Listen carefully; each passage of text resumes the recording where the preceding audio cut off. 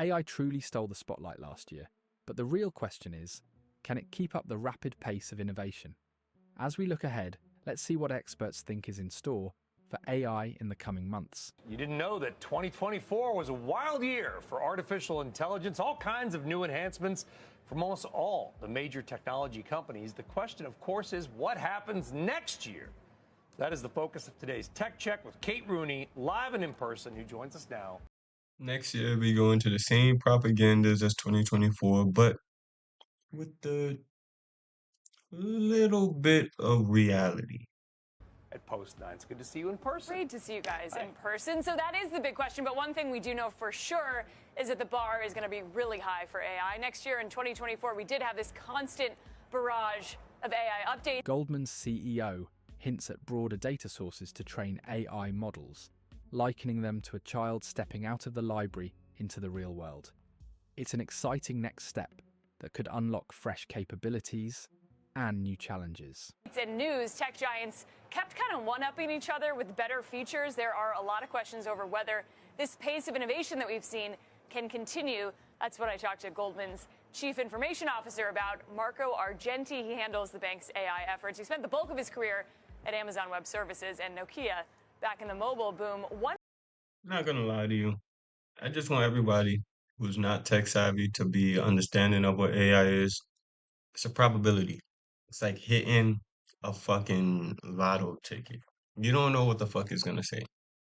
The only reason why we can gauge it is because we have data. But if you just equipped that motherfucker with everything in the world, you don't know what that nigga might say. That nigga might say you ugly if you ask him what age was Christopher Columbus. Like, you just don't know. So the parameters we place into the AI allow us to kind of structure it to let us know what's going to be out. You know what I mean? But it ain't like it's some Sentinel product. I don't think it's going to get there. I just think you guys are really good at making a Hollywood movie, my nigga. That's it. One way he says AI and these models can keep improving is by using different types of data to train off of. So these have really been trained so far as if they essentially read every book in the world's biggest library. The metaphor, with AI going multimodal, the power needs and infrastructure costs skyrocket. If they read every book, that mean AI racist? Genuine question. That mean AI love black people too. Cause what did y'all do, white people? I'm just calling a spade a spade. And there's no way y'all building AI without black people in mind. So like, my guess is the probability of AI turning on us, like melanin people, very low. Maybe y'all. But I tried to digress from race and stuff because that gets into spirituality. And that's where we could then deem AI conscious enough. When it could just be like, hey, look, God don't want this. Once you hear that response, oh yeah, be scared, nigga. That nigga is alive. Frankenstein voice. Companies beyond big tech are investing heavily, hoping for a major payoff in productivity and innovation. Was that this tech is like a kid that was raised in a library. Next year, AI might go out into the wild. What if we make them interact with sensory data, with vision data, with, like basically opening that door of the library and making this child walk into the real world? And I think this creation of world models, like they're called generally in the industry, where you combine multimodal information that is not only text, but is also videos, but is also sensory data, it might be temperature, it might be anything you can perceive around you, could actually unlock the next that is data with vision data, with like basically opening that door of the library and making generally in the industry where you combine multimodal information, there might be anything you can perceive around you, could actually unlock the next level of capabilities.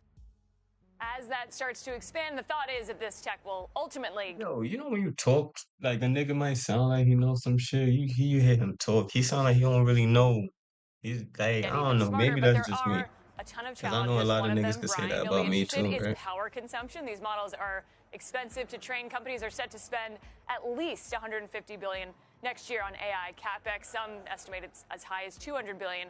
Argenti predicts that those outside of big tech, companies outside of big tech, will really start to deploy these next year. That's certainly what Wall Street wants to hear. Any sign of margin and productivity improvements would be welcome to the AI bull case. He also thinks we're heading into a new hybrid workforce, AI agents essentially working. The market's eyeing any sign that AI-driven productivity gains can justify this huge spending. If results don't appear soon, we may see serious doubts creeping in about AI's real-world impact. Alongside people. Oh, that's where. All right, so I know where we at. You remember when NFTs was booming? The only difference between NFTs and AI right now is the fact that NFTs was always looked at as a gimmick. Y'all niggas fucked it up for everybody. Had y'all came out with NFTs utilities first, like if Tory Lane showed us that you can make money on music from back end, like playlisting through NFTs and whatever shit he was doing, nigga, game would have been cracked. NFTs would have took off, and NFTs would have been in this phase where AI is in 2024. They would have been like, all right, now due to the rise in NFTs, we're trying to see if NFTs is a fluke or not. Now then, that's where we would have realized NFTs might not be as useful. This is the same thing for AI, like, and I said it earlier. It's literally a probability that it might work, it might not work. It might help us in the workforce, it might not help us. Like, think about scaling the AI product, bro. If that shit fuck up, you gotta pay for it. If that shit don't fuck up, you gotta pay for it. You are 100% liable for anything that happens, bro. Not just to the machinery, to your company. So that's like a double whammy on something where it doesn't give you twice the results in reality. It just expedites what you're already going to get. If you're going to make 350K for the year, having an AI system replace everyone just makes the money come more smoother. It may not come faster, but it'll definitely be smoother than with another employee that don't know how to do shit. Less stress throughout the year, less everything. So the probability of you not making that amount is going to lower with the integration of AI. You're not gonna make no more money with AI. Like, are you niggas retarded, bro? It's just an automation process that's gonna get automated. Then the niggas that's smart is gonna be able to take over the business operation from there. But it's not gonna be anything more, anything less. It is a probability that AI is gonna be conscious. God damn, y'all niggas is living in a pipe dream. Yo, go to church if y'all want something to come alive. Cause God will give you the Holy Ghost. I hope y'all like this I like it. I hope y'all like this video. Deep Learn.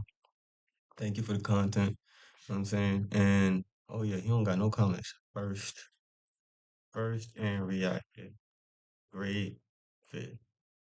You feel me? And I'll see y'all in the next one, man.